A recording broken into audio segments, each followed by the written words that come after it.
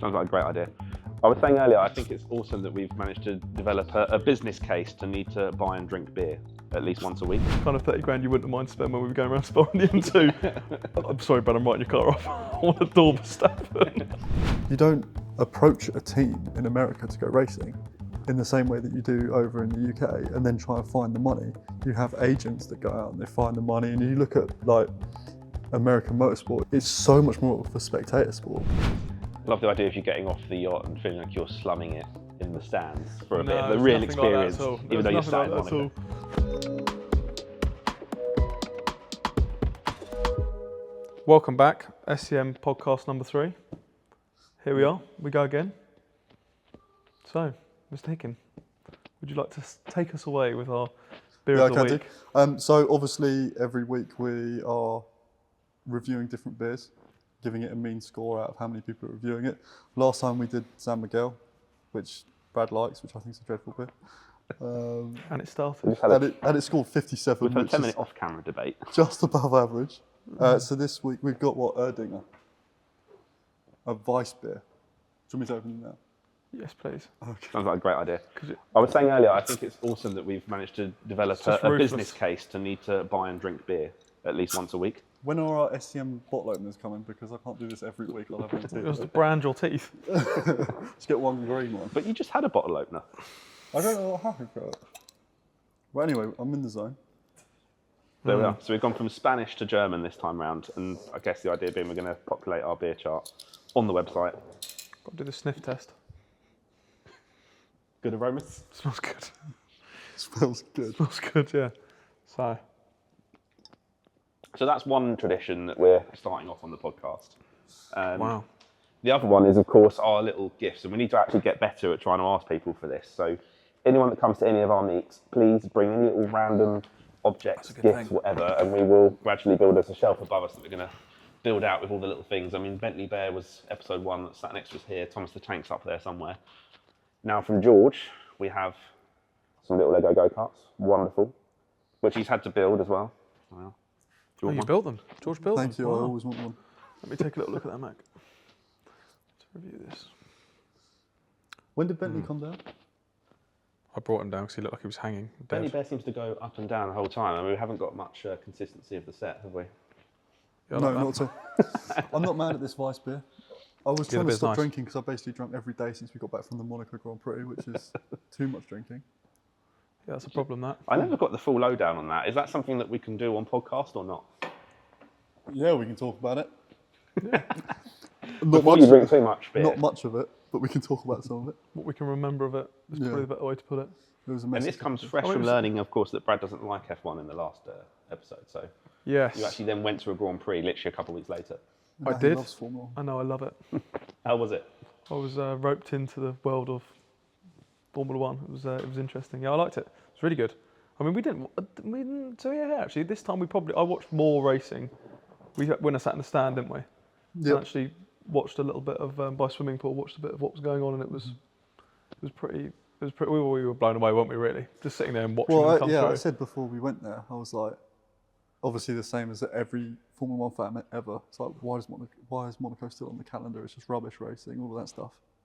And then we were there, and we were on the bot, and we were drinking. We were like, I get it. What did I say as well? My excuse for not liking F1, I said, well, when you do go there, the atmosphere there is it kind of takes over, and it did. The atmosphere totally took over. Yeah, Monaco's It's a cool place. just an event, right?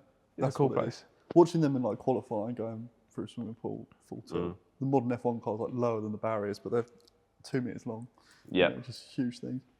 2 meters wide. It was wild, actually. I quite like the fact that we went and sat in the stand. Yeah. Because on the boat, it's obviously you still see stuff and everything else, but obviously with the music going, everyone's chatting, everyone's mingling. Like you just ignore what's going on outside of the boat, but getting off and sitting in the stand and actually just taking it in. Yeah. We was trying to figure out why the McLaren was just obscenely loud compared to everything else. It was, wasn't we? yeah. It was like really, really loud. Sounded like it was cutting air. It was wild. Lots of sparks. Screaming. It is wild seeing them come through swimming pool. Love the idea of you getting off the yacht and feeling like you're slumming it in the stands for No, a there bit. was nothing like that at all. There was nothing like that at all. That's quite bad, yeah. Turning up in a boat, getting off the TJ, getting onto the yacht. Everyone looking, thinking, who are these guys? And we're just nobodies. No one, yeah. We were in the wrong seat as well. We just threw ourselves into a seat, watched it for a bit, then went back on the boat. We didn't get let back on. No, well, that was earlier in the day. Was that? I thought that was after. Oh no, it was. Yeah, you're right. So check this out. So we went into Monaco on, they call it a boat taxi, right? So what's it called? I forgot the lingo. But yeah, we're going on a tender. Oh right, okay. Going on like a rib or whatever. So you pay the boat taxi, which by the way, it's like €300 just to like.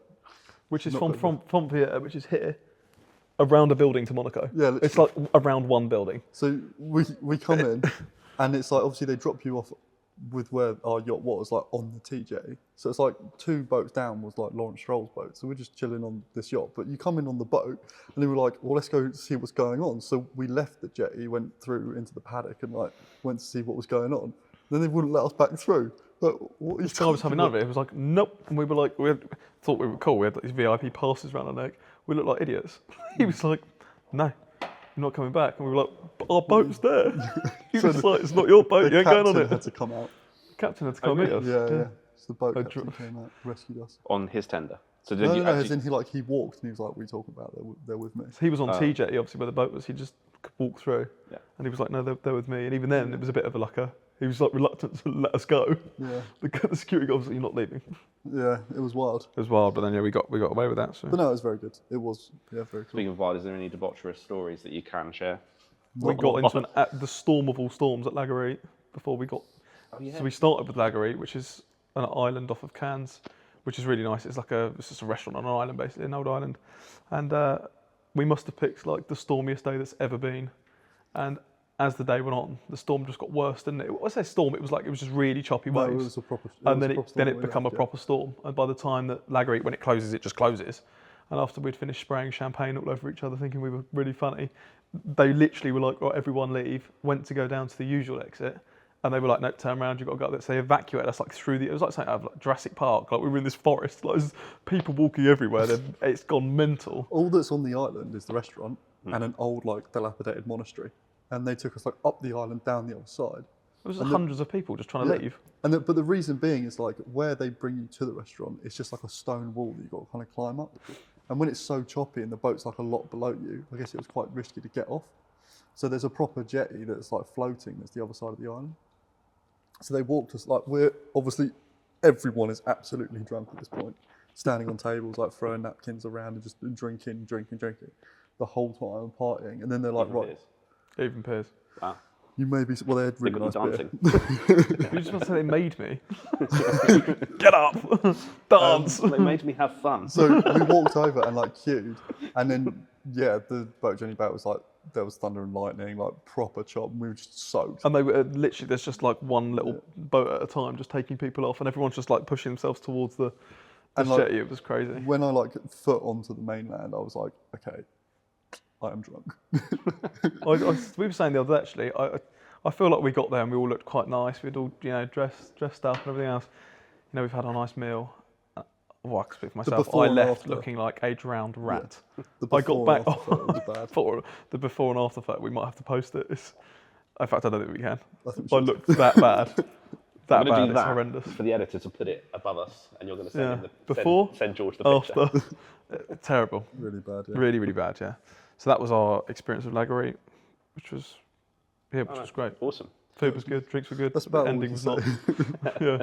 It was a wild, You'll have to come and chat to them and ply them with beer if anyone wants to find out any more, I guess, yeah. So we are then sat here now a few days on from just having our Mercedes-Benz World Father's Day Cars and Coffee. Mm-hmm. So I guess nice chance to say thank you to everyone that came. Thank you double if you've come to that event and you're watching our podcast as well, which we've not long started. So a few thoughts on that. I thought really good day. We had the weather on our side, really good turnout. I mean, we had no space left at one point, which, that's what you want from a car meet. You want it to be busy and you want a good variety of cars there. Saw some really interesting stuff. I mean, you had a TVR there, we had the DeLorean there, we had a Speciale there. I thought it was great. I thought it was really lots. good. We had, thank you everyone for coming. A really good number, good turnout. And it was nice because we didn't really get that many people that bought a ticket and then didn't end up showing up, so that was good. And for a Father's Day event as well, it can either go one of two ways. The first event where we used our hub as well. So, you know, if you come to the events in the future, come and say hello to us. Because it's always nice to engage with everyone. But no, I thought it was, perfect. Everything that we'd want it to be and more. Yeah. And hopefully we just get busier and busier, but... Yeah, well, that's a good point actually. We're trying to make, you know, use of the hub, and as we go forward there'll be more and more stuff to get from it, whether it's a little bit of merch that people can come and have a look at. We've got stickers and stuff. I mean, we're running the AMG hot laps that Mercedes-Benz wanted to put on from the hub this time as well. Yep. But yeah, it'd be nice. That worked a lot better. I did have some good conversations with people, to be fair. It was nice for people to come up and have a chat and tell us about their car or their day, or if they've been there before, what, you know, what's going on basically, because some people hadn't even been to Mercedes-Benz World before. So yeah, we'll hopefully just do more and more of that as people come along. We also launched our WhatsApp group, which is basically something that you can only access from coming to the events. We want it to be really for the people that come and get stuck in, don't we? So we've got that to kind of start building on, and you know, people can share pictures and discuss. So that's really cool as well. Yeah, I think the whole point is that we want to be able to stay in touch with everyone as close as we can. And it is a community, right? That's what car culture is, and that's why it's nice to have such a varied range of cars. So yeah, that WhatsApp group chat will be really good as we do a few more events and stuff like that. And in time for the next events that we have lined up as well. It'll be good. How did you find it? Yeah, I really enjoyed it. It was great. The weather was good, like you say, and I think the number of cars, it was a nice gradual sort of inclining numbers, wasn't it? You know, it sort of started well and then it just built up, and yeah, I think by the end of it we figured there was just about every type of car there. It was everything from... Except my car. Which will be the next one. The E92 will return. I haven't seen it in a long time. Yeah, it's having some TLC, so that's... it'd be nice to get that there and put that by the hub on it next time. Until he goes and smashes it off some curbs again at Bedford or something. Yeah. Break it again. We had Jack's car there, which looked Jack's really car's good. lovely. Yeah, Jack's car's lovely. Club Sport Garage Jack. Yep. That looked really nice. Yep. Yeah. Thought it was only fair. Yeah. No, his car looked great there, and I think everyone seemed to just... It was nice to see the variety of people there as well. Like, it was obviously naturally with Father's Day, there was a lot of kids there. It was quite nice to see kids enjoying the cars. It's always quite amazing to see kids, no matter what age they are, that you get that, like, the point to a car if they're that young, they can't say anything. You know, the smile to, like, the ones that are saying, like, obviously Hugo was there, wasn't he? And he just kept saying car. It was nice to see. There was that chap that did a YouTube video of us as well. I can't remember his name. But the one that I shared? Yeah. Recently, yeah. Yeah, so he's done a review. He was the only Bentley that turned up. The only Bentley is very excited by that as well in this video. Yeah. What he did say is that people were leaving early. I didn't see that many people leave early, which I think we should make a point, as that was great. But yeah. I suppose it depends on what time people see early. I mean, by 11:30, that was like late for us because we'd been there. Well, I think that ultimately turned up at 8:20 or something like that, 8:30. So and it was a 9:30 start for the event. So some people had been there for quite a while. Yeah, we try to consciously make sure that we don't open the gates too early. Otherwise, some people have already been there for a long time before most people turn up.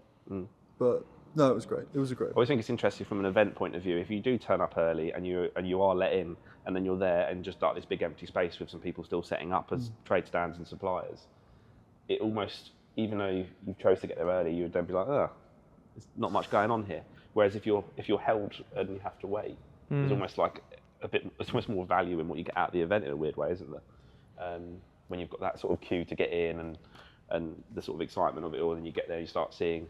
But it's also interesting. People just stand there watching everyone else turning up. Yeah. You know, the coffee truck was literally right by the entrance. Wasn't there? Early on, watching cars flow in, which is. Yeah, I'm sure there was like best part of 50 people at one point just watching who was driving in. But yeah, no, there was people there all day, filming people leaving and arriving, all the way up like the main access road as well, which is quite cool. So, no, it was a very good event, and we've got another one at Mercedes-Benz World at the end of August. Yes, 24th of August. Yeah, nice.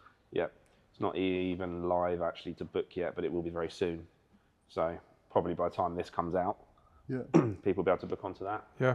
We've got some other stuff hopefully coming in the meantime that maybe we won't say just yet until we've definitely got it live. But hopefully we'll see people more. We're sort of in prime season now, aren't we, boys? You know, now the weather's picked up.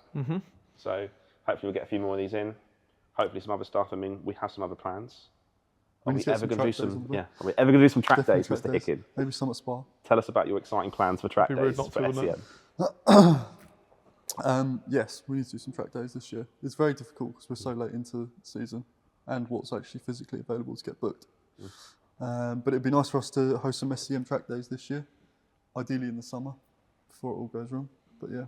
If everyone could just blow up the comments saying you want track days, right? Then he'll have to help us put track days on. Absolutely. This is how we do it. We just get the camera on and then pin him down and ask him. When's it happening? It's all on you. Give him a beer, put the camera on and make him answer. That's it. Yeah, it would be good to get something sort of in, wouldn't it? But obviously, I'm sure. Yeah, I'm sure as time goes on we will. I know I've had a few people ask and mention it, so hopefully we can sort something out.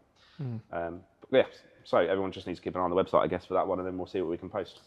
On to topics for today then. Your one's top of the list, I guess. Mr. Verstappen. Mr. Verstappen, what a man. Yeah, so we, everyone I'm sure has seen that that when the F1 movie premiere was on the other day and everyone was obviously all dressed up, looking nice, going to that, there was one person missing and he just so happened to be bowling his way through the pit lane at Spa, which I thought was just unbelievable. I mean, we were watching the video the other day, weren't we? And it was just like, what a boy. There he is, just mosey on out I think it's pit cool lane. That, everyone else is being a celebrity at the premiere, and he's just like, and he's just like, man, I race cars, I'm staying there. Yeah, that was amazing. I thought that was really cool. Just obviously, we've obviously got quite a thing for Spa, haven't we, as well, three of us, obviously, after that recent trip. So seeing that and then seeing the pit lane and just watching loads of other cars about, and then he just But I think that was literally just an open pit lane test day. Yeah. So anything from like normal club stuff, and he's here in a Aston Martin GT3 car. Can you imagine turning up at just an open pit lane testing your, I don't know, 3 Series compact or whatever? You can see him in the pits as well, just sort of like Franz Hermann pulls out in a GT3. Talk to his team about the car. It's yourself. It's obviously just going in, lapping, coming back. Yeah, we need to do a bit of this, bit of that, back out again. Like, it's just crazy. Yeah, I thought that was really good. What would you do if you're in a car that's quick enough near him? You obviously know he's in a GT race car, whatever. Yeah. He comes past you. Yeah. He's coming into a heavy braking zone. You've got an opportunity here. It would depend. Because if it was a test day, right, it's overtaking on either side. So you wouldn't even see him coming, would you? He'd just be gone before you even tried. If it was a track day, it'd be hilarious because you could just block him. Can you imagine how angry he'd get? That's what we were saying, obviously, when we went to Spa and we had the 296 car there that was bedding the engine in. It was like, that was fast. That was just working its way through everyone. Like, it was just nobody's business. It was, so if it was one of those days, I mean, that would be pretty wild, wouldn't it? Sharing the track. Well, there was actually an onboard with someone in a Porsche, and he was like, the only time I don't mind sharing the track, and then it's just Verstappen just. Yeah, I saw that one as he goes past. Yeah, that's pretty wild. Flies past you. But even if you did just, shunt straight into him, you could say I've shunted into Max Verstappen and taken. Would you ask him for an autograph? Yeah, could you sign this bit of carbon trim that's fell off of my car? I was trying to get your attention all day. we were saying earlier, weren't we, just before we were on camera, and you said that's kind of 30 grand you wouldn't mind to spend when we were going around Spa in the M2. I'm sorry, but I'm writing your car off. I want a door Verstappen. Never mind your sides. Never mind the carbon, your front end's gone. I've got to take him out while I've got the chance. He is someone that's definitely going up in my estimations recently.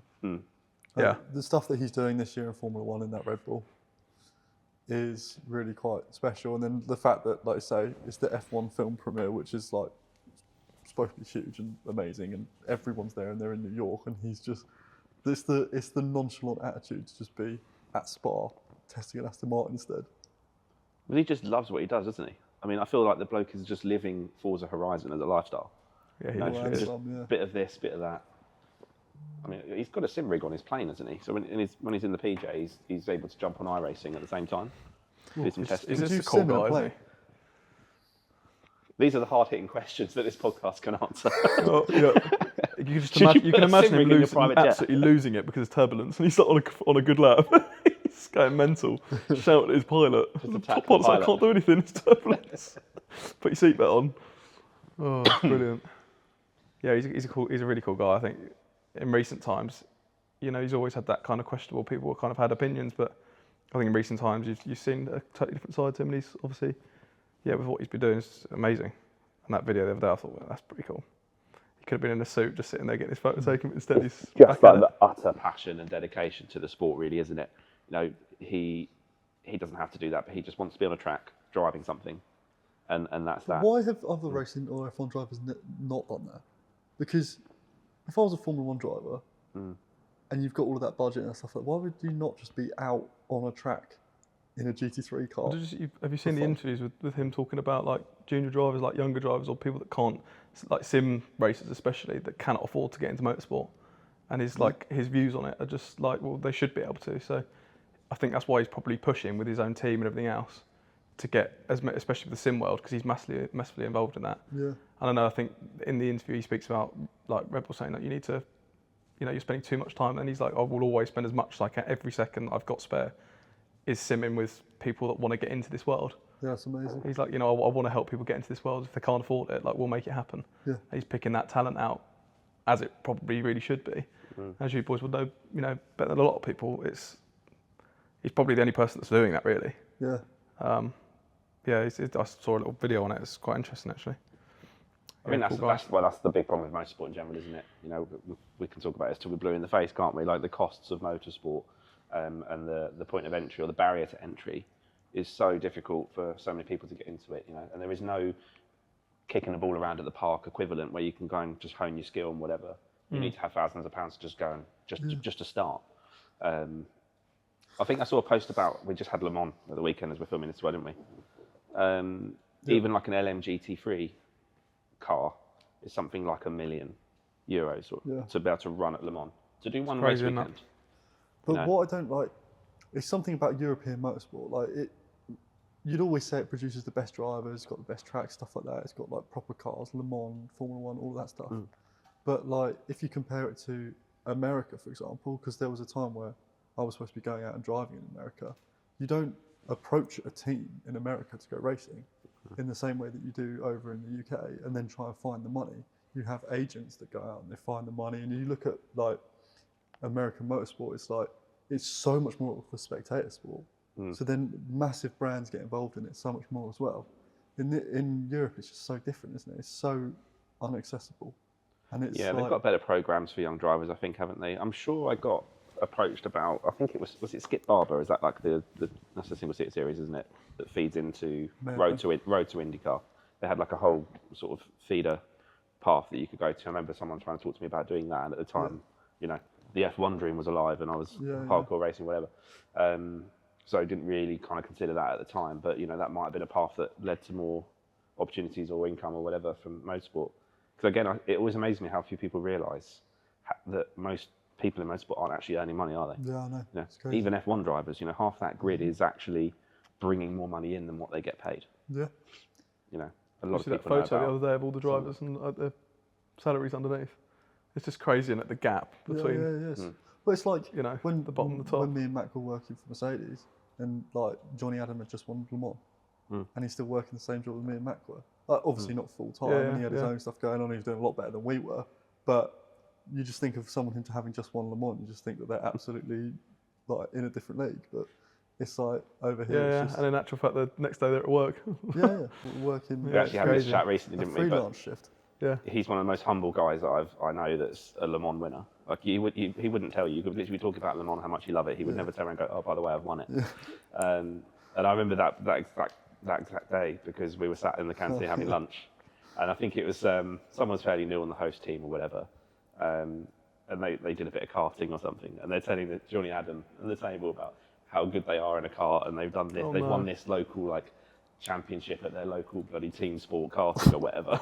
And he's like, oh, right, okay. And I think at some point somebody went, so Johnny, you won Le Mans at the weekend, that's pretty cool.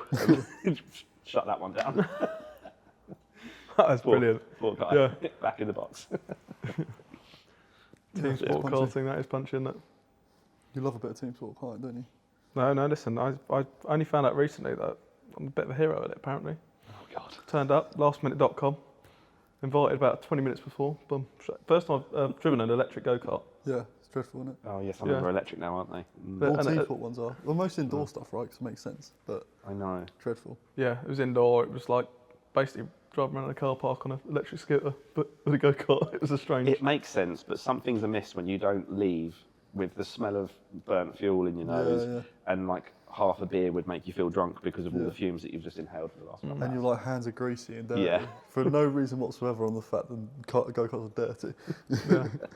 Yeah, electric go-karts were a wild thing. I did try them out recently and I can't say I was... I tried one probably best part of a decade ago when it was a brand new idea and I haven't seen one for ages. That's quite a common thing. I think basically all in... I'm sure the one near Docklands is still petrol. Maybe not, but yeah, I know a lot of them are going to electric now anyway. As you know, I've got a bad recent history of go-karting, so... Yeah. Poorly boy. Yeah. Perfectly fast enough, just... A Sony Pro car at Buckmore Park 24. Yeah. Somehow you pretty much basically broke a rib, right? I did break a rib, yeah. On a curb, in qualifying. And then still did an hour and 45-minute stint. Yeah. That was a good stint. Padded up. Sounds like we needed Brad. Well, listen, I'd have flown around there, no, mate, no problems at all. You don't like the outdoor go-karting? No, I don't mind it. I don't really like... I'm not... The thing is with go-karting, it's just uncomfortable. I'm a bit like you said the other day. Seatbelt on. Yeah, put your seatbelt on. This is about to go down. We're about to shunt. No, I don't know. I like go-karting. It's fun, but yeah, I can't. It's a bit uncomfortable, isn't it? I'd rather just go and do a track day. No, I completely agree. Yeah, That's why I stopped racing go-karts. He saved it at the end there. Yeah, I'd just rather do a track day. I mean, look, it was fun. Like when I went the other day, I enjoyed it. I mean, I enjoyed it because everyone there was slow, and it just happened that I was the fastest. It's expensive, though, isn't it?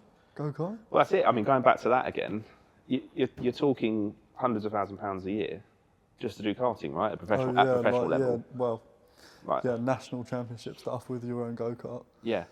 And again, people think, oh yeah, we're going to do a bit of karting or whatever, and the professional stuff's like, you know, miles apart from what you turn up at Team Sport Karting and get. And then the costs obviously go with that. But I know even in the time that I was in karting, which is, we're talking like 20 years ago or whatever now, when I started out in karting, people were spending, I think, $250,000 a year to do all of the championships, like on the continent, UK, Italian, whatever. It's like monopoly money, right? So my last season in go-karting, my dad didn't have the money to pay for it because it is so expensive.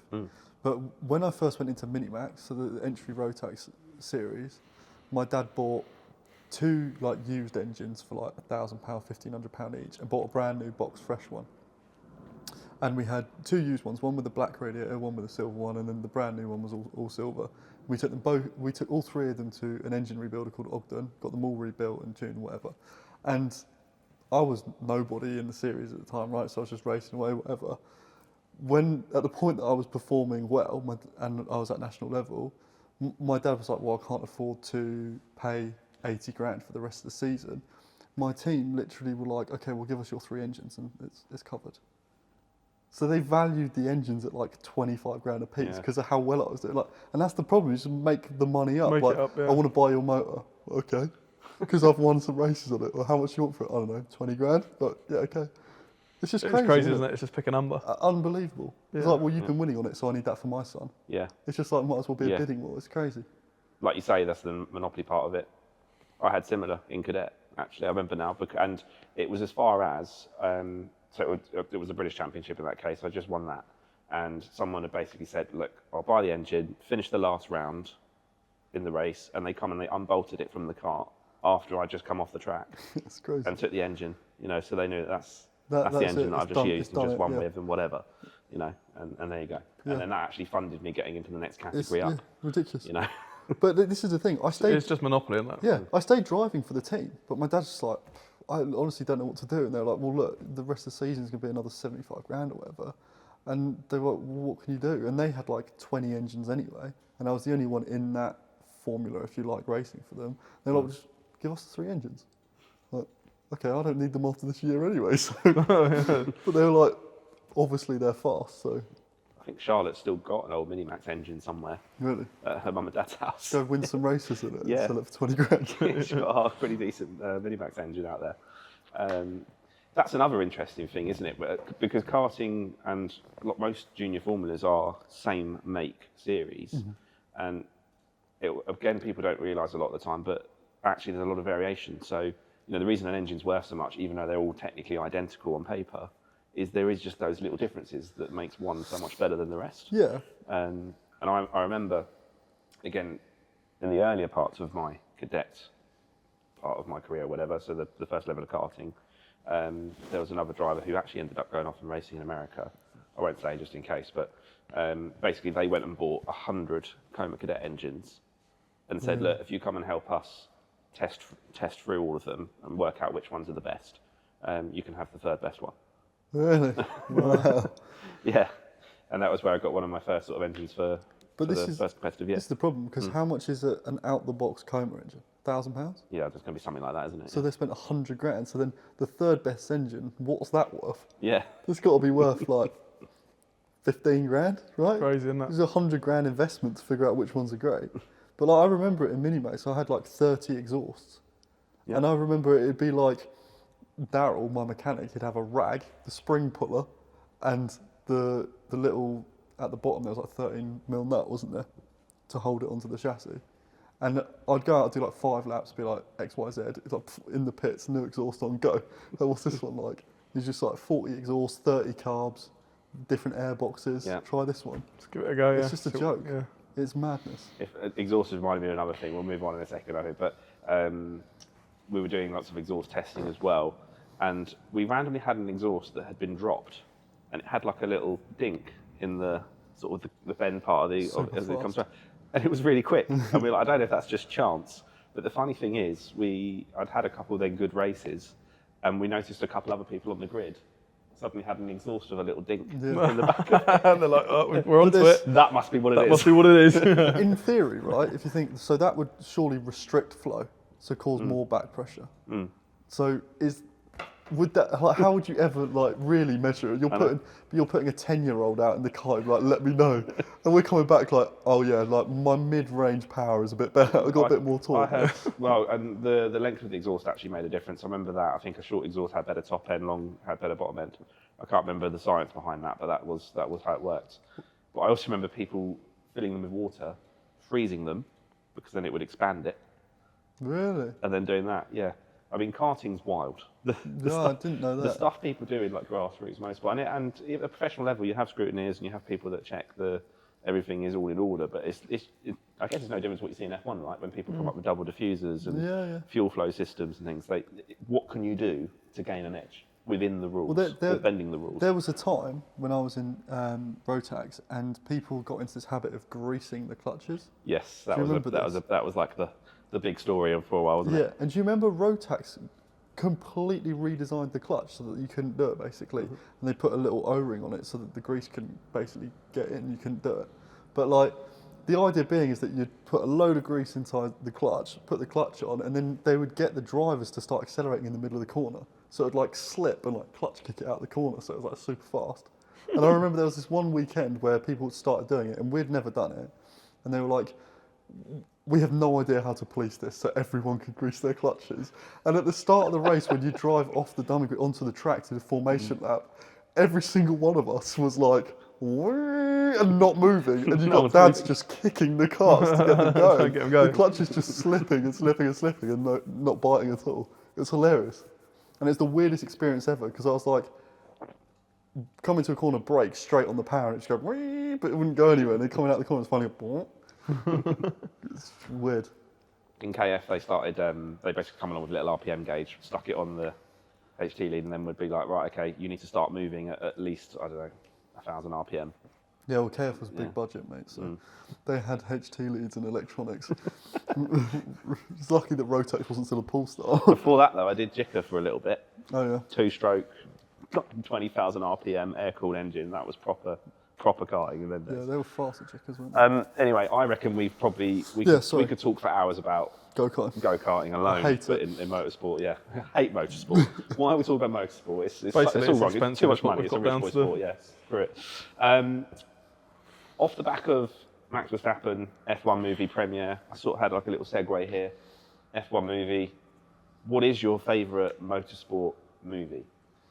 And I'll go first, so you've got a bit of time to think, and also so I can nab it, because I don't know what Piers is going to say yet, so then he can't say the same as me. You're going last. But the Ford v Ferrari or Le Mans 66, as it was over here, I don't know why it had 2 names, didn't it? It was one of those films that ended up with 2 names, but Ford v Ferrari, I guess because in America that's the big rivalry. That's it for me. I mean, there's a few that I could have gone for. Talladega Nights, you know, Ricky Bobby.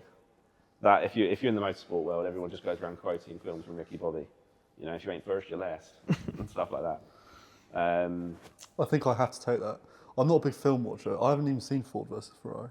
Have you not? No. Really good film. Oh, no, you need to watch That would have been my one, to be fair.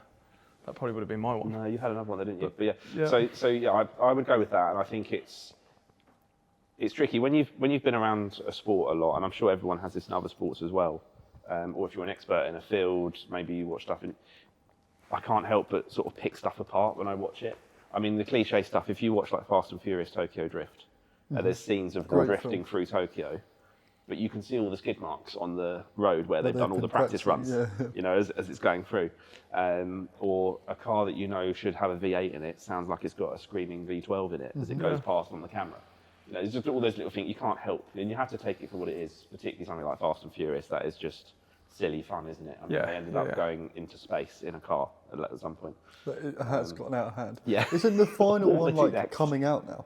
Like it's the final one was a 2-part. It's been the final one for 2 decades. No, but it was a 2-part. So at the end final. of the first part, like an airplane crashed or something like that. The last one's like due out any minute, isn't it? The second half of it. Maybe it was the aeroplane where half the film was the aeroplane on the runway. But No, it that never was actually reached the end of the runway. That was the Fast and Furious one, right? Yeah, that's famous. There's a bit in that where he's driving an Alfa Romeo, I think it is. It's an automatic car, and he's on the runway. And you know how normally they get angry, so then they accelerate from apparently half power to full power. Yeah. But at the same time, he I should try he punches the gear stick, Oh, really? even though it's an auto. Wow, actually. That is punchy. Maybe he's maybe he's put it from drive to sport. Maybe. Yes. The old Tiptronic. Get it across. I've got to go now, full power sport mode. Maybe that is what we were missing though, is the accelerator thing. Maybe we could have been in F1. We just haven't gone past half power. I didn't know it existed. You could actually It's go boot further. Boot it as hard as you can, and then you can go fast a bit.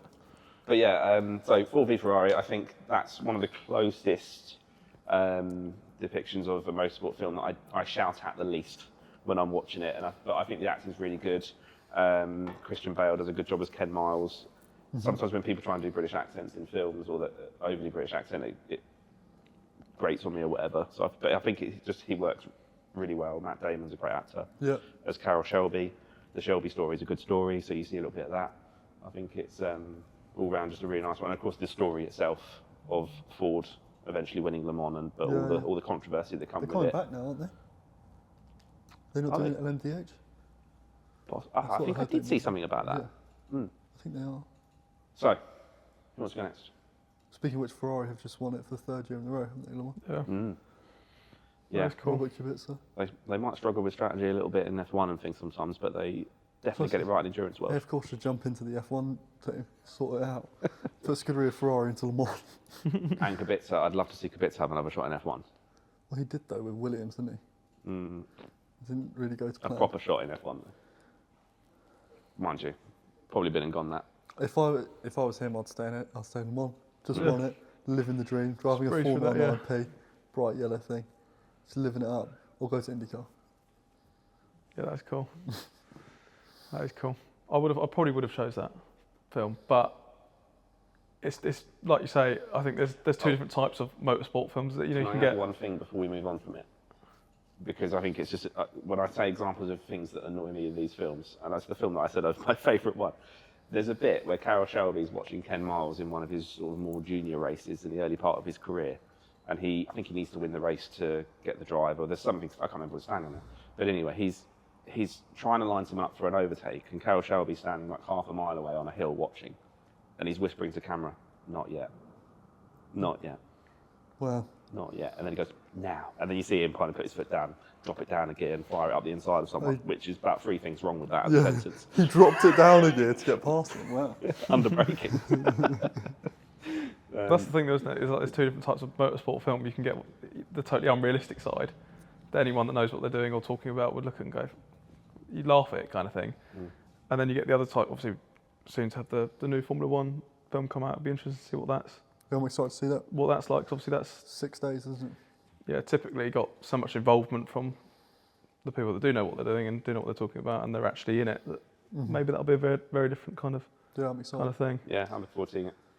But going back to totally unrealistic ones, I must say Gran Turismo is quite a cool film. Maybe because the main guy's called Jan, and we call it Or the third man, Jan. Yeah, maybe that's Jack. what it is. Maybe it's the Jan that I like in it. I can't get away from the Jan. But that's obviously an interesting story, Jan Mardenborough. So I can't say that's a bad film. That's got an Orlando Bloom doing an overly British accent in it. That's exactly what I was thinking of. Yeah, it's like, right guys, we need to win the next race if we want to carry on with this program. Yeah. And I'm like, oh my God. Ugh, that is so bad. Yeah, it's terrible. Really bad. He comes in like that after everyone. He's like, and then he's pitching it to all of the execs at Nissan as well. He's like, this is an amazing opportunity for Nissan to get your car out there with the masses. I'm like, oh. It's like he spent a week with Tom Hardy. I feel like this is how you talk English. And it's gone really bad. Terrible. Tom Hardy from Wish. Yeah. Is that Wish? Yeah, I think that's what come out of that. But yeah, I'll go with that. Talladega Nights. You're up. Talladega Nights. Yeah, because I can sit through it without cringing. Even though it's because it's deliberately cringy, I guess. Yeah, exactly. It's just comedic. It's ironic. That's the thing. It's not trying to be something that it's not. I haven't seen Ford versus Ferrari, so I can't comment. So. And did you find that there was the whole sort of cult following within Motorsport paddock about Talladega Nights? Did you come across that? Or was that just, yeah. Definitely. Even just in car culture, everyone likes it, right? Mm. In Motorsport, without a doubt, you're just quoting it to each other. It's like a different language. I mean, Matt, have you ever said to yourself during a race inside the crash helmet, slingshot engage? I can't say I have. But I do Because wake just up. admitted that then. Damn it. That's what you were saying around Spa. I wonder what you were saying when you went into the gravel. Didn't work. Well, you're supposed to slingshot that way, not that way. I slingshotted too much. Yeah, you said it. Damn it, I know I should have said that. But yeah, no. I do wake up in the morning and piss excellence, though. And if you don't chew Big Red, then fuck you. Exactly. Exactly. Oh, I used to always go, I like to finger the baby Jesus wearing a tuxedo T-shirt that says, I want to be formal, but I'm here to party. And if you haven't watched the film, that makes no sense. But if you have, you'll understand it's the best film about motorsport in the world. It's now coming back to me because I hadn't really thought about it until we started having the conversation just now. But It's yet to be dethroned by the Formula One film. Yeah. Just say you like crepes. Have you seen Talladega Nights? Yeah. Okay, good. I'm excited for the Formula One film. I think that's the film that I think is going to shock everyone. Everyone in the world is, but let's see. Well, yeah, I know. It's obviously, at the moment, that's what all everyone's talking about. But I've got a feeling that's going to be a good film. Well, up next on the list. One more little thing. Have you thought of something you want to bring today as a topic? I thought I already had, but do you need me to think of something else? We're at loose end. Can you think of something? Can you finish us off here? If not, we've got the Apple CarPlay. Oh, we have. One. This is my addition to it, because I've started with the 20-mile-an-hour speed limits, which is the most it's probably like a bit of a dad thing to say, really, isn't it? Or a bit like an old person thing to say, but... I prefer the topic below, but go on. Can I live without Apple CarPlay? Well, no, the reason I thought of this was when I picked up the E46 the other day. Yeah. And it's just nothing, me in the car. That has no Bluetooth. That's like... Yeah. It had nothing. But I couldn't. And I was in a forest in the middle of nowhere, and I was like, I'm resorting to road signs. This is not a good thing. You would have had a total meltdown. No, I'm good at road signs. I'm bad at trains. That's different. I can't do public transport. Okay, I'll give you that. Yeah, I'd rather just. I'm with you on that. But it made me think, and I said to you earlier, didn't I? I thought, well, I've got nowhere to put my phone, so I can't even put maps. I literally was on road signs, and then when I got back, I then thought Apple CarPlay is a saviour. It is. My viewpoint is I need Bluetooth because I can't drive without. I want music on. If I'm commuting on the road, I've got to have music on. As a complete contrast, though, because a lot of people on track days listen to music as they drive around. That is wrong. Really? Yeah, it's quite a common thing. Yeah, that's odd. I can't understand how you. If I'm on the track, no music. If I'm on the road, I have to have music. I'll go stir crazy. Anyway, that's a bit of a segue. So I think that's Bluetooth. We'll come back to that next time. That's a good thing. I like that. Bluetooth is fine. I need Bluetooth. The Apple CarPlay Android Auto thing, I'm not that worried about. Yeah, well, I mean, I was in a car that had nothing. There was nothing going on at all, apart from me. And the worst in the world happened. It had a stick that I had to use to change gear. Yeah. So it was melting down. I didn't know where I was going. I had 3 pedals. I mean, I got Android Auto installed in my car for our trip over to Germany because I think when you're really in uncharted territory, you go through different countries and stuff, speed cameras, things like that. It is nice to have. And undoubtedly, going forward, cars are just going to have it. People are just used to it. Infotainment. I'll admit that I think it's pure laziness. CarPlay company, because I could probably, if I really wanted to, find my way back to Germany to the ring. Well, no, that's a terrible thing to say, but I could get in a car and probably make my way there and not get lost. Yeah. That's a fairly easy route, right? But you just have CarPlay on because, you know, Waze. Yeah, I think it's just it's what we're used to. I need to have music in the car. That's all I need. I just like how easy it is. It's like having an iPhone, I suppose, isn't it? Yeah, I mean, you don't have an iPhone, which is... Well, mine's not that easy because mine's still not a touchscreen. It just has CarPlay. It just has Android Auto, right, in the M3. I just like the fact it's all there. It's just accessible. I still have to use the really bad scroll wheel, and the phone call doesn't work on it. I've only got... That's a disaster. No, because Matt to ring him when he's in his V92. It's the worst thing in the world. No, but it's like you're on the phone. First of all, it feels like you've dialed into the Titanic. It's something like it's like something's about to implode and just break or die. It's down. It's underwater. It's gone. And then he goes. Then you hear wait, and then you're there. And then what happens is it goes beep. What do you want? And that's like 30 seconds after you called him. No, I forgot what I wanted. The trouble is, it's all Bluetooth, right? So you don't have to plug it in. So the phone call and the music going through the CarPlay doesn't work. So I need the phone call to go through the normal infotainment system because my car has Bluetooth telephone, but doesn't have Bluetooth audio. It's still a good car. The first time this happened, it kept having a go at me because every time I was ringing, I was like, "This is weird." I'm putting the phone down. It's just like rang me back. It's like, stop putting the phone down. Because what I need to do is I need to change the Bluetooth output device once he calls. So I'm like there with this little old scroll. It sounded like you was a long way under the sea. Yeah. It's a horrible noise. Anyway, it's a great car. I probably shouldn't have done it because it was £800. It's the only time I would never want CarPlay. Was in his car. But then to be fair, I've got no centre console, I've got no way to plug my phone. I need music.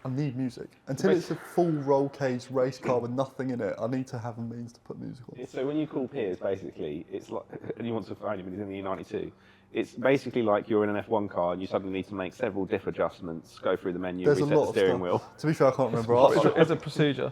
I mean, you know, I knew he couldn't get his... I don't know if you've noticed when you were setting up your filming stuff in Germany, but I had to use the radio to just play a bit of music to him because I knew he'd be getting upset because he was trying to set his car up and everything's going wrong. So I put a bit of Whitney Houston on and held the... Yeah, I quite enjoyed that. That was you quite didn't good. put that in the thing? I did, well, there's a lot that didn't go in the vlog. Yeah, true. I mean, the editor sat behind the camera over there. You have to have a word with him. But, yeah. Where do we get these people from? For the second time today. That's 2 strikes now, George. You didn't even have to bring the beer over this episode. You just started the episode with it. Got an easy life today. That's it. I love that Apple CarPlay was the topic that Brad mentioned and then you lent in on. So like, he was about to. I know. So I bought in because I knew he was going to have a go at me again. Because I've sat in the middle today. And I was like, oh, hold on, let me tell my story, and then you jump straight on it. I've had to semi-officiate and sit in the middle. Yeah. So for me, Apple CarPlay, I've probably used it 3 or 4 times in my life, believe it or not. I'm always quite used to just using whatever the car has. But I guess I've been quite lucky that I'm usually in something with a relatively new system. I mean, the Volvo at the moment has Google built into it, so it's literally if you use whatever dad wagon you're in. That's also because you're a trainer, so it'd be like sacrilegious if you didn't use the manufacturer system. Yeah, Mercedes saw me advocating Apple CarPlay and not there. Yeah. They've now got their own operating system on the new CLA that they've brought out. But why have they invested in that? Just go with Apple CarPlay. It's like... Sorry. Because they want that data, you see. They want to know what the people are doing in their system. Yeah, that's the trouble. That's it. They want to see. Capture. But people don't want to use it. I know. I would say of them, they seem to have people using it a bit more than others. But some brands, I know people just literally plug Apple CarPlay Android Auto in. That's it. Yeah. But that's where Volvo, I think, have actually played that quite well, and Polestar do the same. It's actually Google built in. What's a Volvo? What's a Volvo? So it's funny, actually. On our supercar podcast channel. I think the amount of cars that we drive, I've never, ever used the system's sat-nav or anything like that. If it doesn't have a CarPlay, I have nothing. Well, don't try in a Ferrari. They're pointless. Oh, no, the CarPlay on those is putting on a stupid little screen. It works. It's not great, though. Porsche, that's the one. Yeah. It's just the easiest. Yeah, but what I hate about Porsche, if you're not set up right, and you have to go through it, it's like, click yes, click no, sign up to this, sign up to that. Do you want an account? Do you not want to? By the time you've done that, I've given up, I've driven off. No, that's what annoys me about Porsche. You just continue as guest, which is excellent. Yes, I know, but it's like a lot of finger bashing. Porsche have the best infotainment system, I think. I think they do when it's on. Yeah. It's the start process that's annoying. Well, let's leave that as some rage bait for some people to come and disagree with you. And there we are. Come You can at always me. pick it back up another time. Come at me. The only argument is people are going to say MBUX, which is awful. I'll get my MV boys in there. Come on, No, I everyone. just can't. I hate it. Every time I do a training course working for the day, I was like, just go on this YouTube and tell Piers he's wrong. Your task right now is to comment on this particular YouTube video. And then I work for Volvo, someone has to be like, go and comment on this. Yeah, Your one's yeah. better. Right, should we score our vice bear? Yes, that's I what I'm think it's about that to time. say. I'm quite Erding impressed. Are you? I'm quite impressed. After my statement last time, which we Do you want to go first? We're opening him up to new horizons here. No, I'm not going to go first. I'm not going There to is first. more beyond San more Miguel. sips, and I'm going to think about it. I'm going to let you guys chat away. No, he went last time. Yeah, you got to go first. I think, did I go middle last time? I think so. I think I went in first. Brad sort of went to go first and realised he was I'm like, trying to remember my score for San Miguel, which I said was the best beer in the It world. was way too strong. Just Does anyone remember my score for San No. Miguel? score it off of what you think it is. out of 100. Okay, you'll have to go first. 53 Okay. is my number. Any? I think that's slightly less. I think that What is. did San Miguel 53 net is my last number. time? Was it? Do you want to what give was San any? Miguel last time? No, that number just 57. came to me when I took that sip. But 53. any review It's nice. of it? I think it's nice. I actually think it's. I still don't think it's nice as San Miguel. It's Probably San Miguel It's for very me. different It's kind very of beer. different, yeah. Yeah. Okay, fine. I'm not against it. Sorry, do you want to go? I'm not against it. I like it. 53 from me. I'm not like this whole Vice German beer type flat. I thought you was. That's No, the see, word. like, It's I a bit like flat. it. It's quite That's the word. strong. Well, I didn't look at that. It does feel quite strong. It might not be strong, but it feels quite strong. Is that you? With fine yeast. What do you want in your beer other than So- fine yeast? After my chicken salad that I had for lunch, That's good. That's going to be the next clip that goes on Instagram. What do you want in your beer other than fine yeast? On our car channel. anyway, after my chicken salad that I had for lunch, this felt quite punchy. But I think as far as a Vice beer goes, it was quite a nice one.